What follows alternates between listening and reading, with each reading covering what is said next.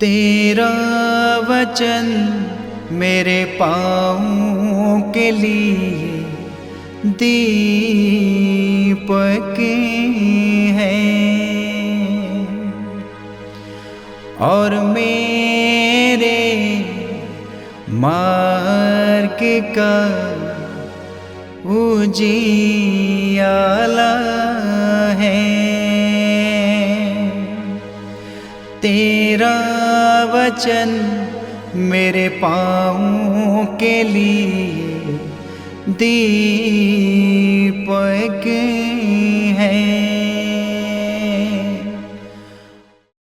पहला पाठ राजाओं का पहला ग्रंथ अध्याय 18 पद संख्या 20 से 39 तक। आहाब ने सब इस्राएलियों को बुला भेजा और नबियों को कारमेल पर्वत पर एकत्र किया। तब एलियास ने जनता के सामने आकर कहा, तुम लोग कब तक आगा पीछा करते रहोगे? यदि प्रभु ईश्वर है तो उसी के अनुयायी बनो, और यदि बाल ईश्वर है तो उसी के अनुयायी बनो। किंतु लोगों ने उसे कोई उत्तर नहीं दिया। तब एलियास ने जनता से कहा, मैं प्रभु का अकेला नबी रह गया हूँ। बाल के नबियों की संख्या 450 है। हमें 2 सांड दो। वे उन दोनों में से एक को अपने लिए चुन ले, उसके टुकड़े टुकड़े करें और लकड़ी पर रख दें, किंतु वे उसमें आग नहीं लगाएं। मैं दूसरा सांड तैयार कर उसे लकड़ी पर रखूँगा और उसमें आग नहीं लगाऊंगा। तुम अपने देवता का नाम लेकर प्रार्थना करो और मैं प्रभु का नाम लेकर प्रार्थना करूंगा। जो देवता आग भेजकर उत्तर देगा वही ईश्वर है। सारी जनता ने ये कहते हुए उत्तर दिया, हमें स्वीकार है। तब एलियास ने बाल के नबियों से कहा, तुम्हारी संख्या अधिक है, इसलिए तुम अपने लिए एक सांड चुन लो और उसे तैयार करो। अपने देवता का नाम लेकर प्रार्थना करो, किंतु आग नहीं लगाओ। उन्होंने अपने को दिया हुआ सांड लेकर तैयार किया। तब वे सुबह से दोपहर तक ये कहते हुए बाल से प्रार्थना करते रहे, हे बाल हमारी सुन। किंतु कोई वाणी नहीं सुनाई पड़ी, कोई उत्तर नहीं मिला। यद्यपि वे अपनी बनाई हुई वेदी के चारों ओर घुटने झुकाते हुए नाचते रहे। दोपहर के लगभग एलियास ये कहते हुए उनका उपहास करने लगा, तुम लोग और जोर से पुकारो। वह तो देवता है ना? वह किसी सोच विचार में पड़ा हुआ होगा, या किसी काम में लगा हुआ होगा, या यात्रा पर होगा। हो सकता है वह सोया हुआ हो तो उसे जगाना पड़ेगा। वे और जोर से पुकारने और अपने रिवाज के अनुसार अपने को तलवारों और भालों से काट मारने लगे, यहाँ तक कि वे रक्त से लथपथ हो गए। वे दोपहर के बाद ही संध्योपासना के समय तक ऐसा करते रहे, किंतु ना तो कोई वाणी सुनाई पड़ी और ना कोई उत्तर मिला। उनकी प्रार्थना पर ध्यान ही नहीं दिया गया। तब एलियास ने जनता से कहा, मेरे पास आओ। सब लोग उसके पास आए और एलियास ने प्रभु की वेदी जो गिरा दी गई थी फिर बनाई। प्रभु ने याकूब से कहा था कि तुम्हारा नाम इज़राइल होगा। उसी याकूब के पुत्रों के वंशों की संख्या के अनुसार एलियास ने 12 पत्थर लिए और उनसे प्रभु के लिए एक वेदी बनाई। उसने उसके चारों ओर एक नाला खोदा जिसमें अनाज के 2 पैमाने समा सकते थे। तब उसने लकड़ियां वेदी पर सजाई, सांड के टुकड़े टुकड़े कर दिए और उसे लकड़ी पर रखा। तब उसने कहा, 4 घड़े पानी से भरकर होम बलि और लकड़ी पर उड़ेल दो। उसके बाद उसने कहा, एक बार और यही करो।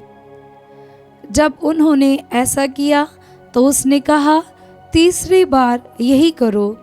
जब उन्होंने तीसरी बार ऐसा किया तो पानी वेदी पर से चारों ओर बहने लगा और नाला पानी से भर गया। संध्योपासना के समय नबी एलियास ने आगे बढ़कर कहा, हे इब्राहिम, इसहाक और इज़राइल के ईश्वर, आज यह दिखाने की कृपा कर कि तू इस्राएल का ईश्वर है और यहाँ कि मैं तेरे सेवक तेरे आदेश के अनुसार किया है। मेरी सुन, हे प्रभु, मेरी सुन, जिससे ये प्रजा स्वीकार करे कि तू प्रभु सच्चा ईश्वर है। इस प्रकार तू उसका हृदय फिर अपनी ओर उन्मुख कर देगा। इस पर प्रभु की आग बरस पड़ी। उसने होम बलि, लकड़ी, पत्थर और मिट्टी सब कुछ भस्म कर दिया और नाली का पानी भी सुखा दिया। लोग ये देखकर मुंह के बल गिर पड़े और बोल उठे, प्रभु ही ईश्वर है, प्रभु ही ईश्वर है। ये प्रभु की वाणी है। ईश्वर को धन्यवाद। भजन अनुवाक्य। हे प्रभु, तुझ पर ही भरोसा है, मेरी रक्षा कर। हे प्रभु, तुझ पर ही भरोसा है, मेरी रक्षा कर। हे प्रभु, तुझ पर ही भरोसा है, तू मेरी रक्षा कर।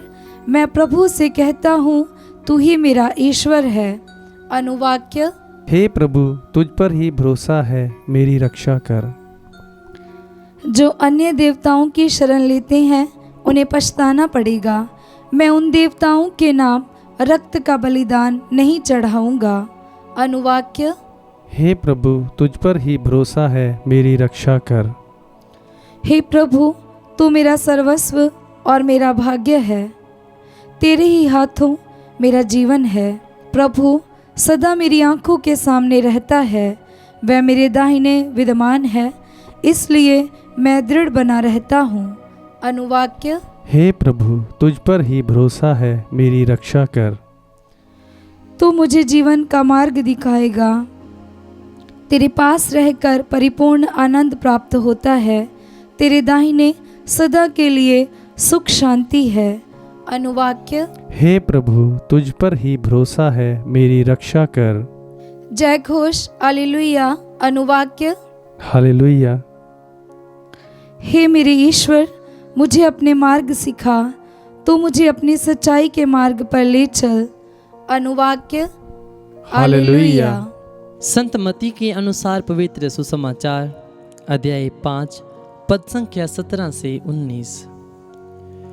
यीशु ने अपने शिष्यों से कहा, यह न समझो कि मैं संहिता अथवा नबियों के लेखों को रद्द करने आया हूँ।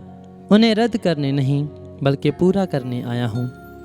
मैं तुम लोगों से कह देता हूँ, आकाश और पृथ्वी भले ही टल जाएं, किंतु संहिता की एक मात्रा अथवा एक बिंदु भी बिना पूरे हुए नहीं टलेगा। इसलिए जो उन छोटी से छोटी आज्ञाओं में से एक को भी भंग करता और दूसरों को ऐसा करना सिखाता है, वह स्वर्ग राज्य में छोटा समझा जाएगा। जो उनका पालन करता और उन्हें सिखाता है, वह स्वर्ग राज्य में बड़ा समझा जाएगा। यह प्रभु का पवित्र सुसमाचार है। ख्रिस्त की जय।